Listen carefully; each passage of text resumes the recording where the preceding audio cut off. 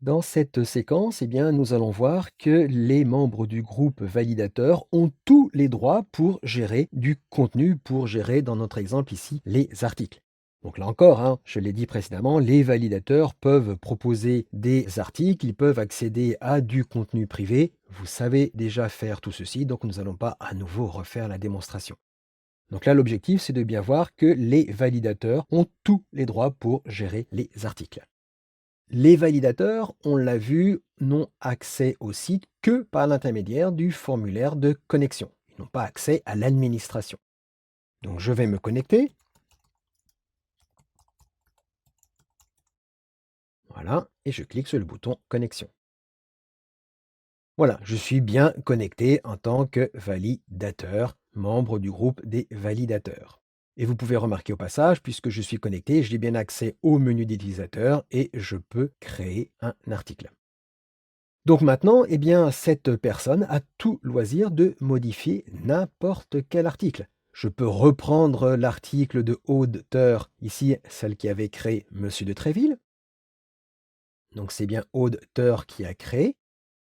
Je vais dans Modifier. Je ne vais pas y revenir, mais naturellement, je peux apporter n'importe quelle modification d'un point de vue contenu rédactionnel. Mais surtout, ce qui nous intéresse maintenant, c'est l'onglet Publication. Nous retrouvons l'accès aux catégories, aux tags, notes de version, etc. Ça n'a pas changé, mais voilà ce qui change tout. C'est que maintenant, j'ai accès au statut. Je peux changer le statut, je peux le publier, je peux le dépublier, je peux l'archiver, je peux le mettre à la corbeille. Ça, les auteurs et les rédacteurs n'y avaient pas accès. De la même manière, je peux parfaitement mettre cet article en vedette pour qu'il apparaisse sur ma page d'accueil. Ça, là encore, les auteurs et les rédacteurs n'y avaient pas accès.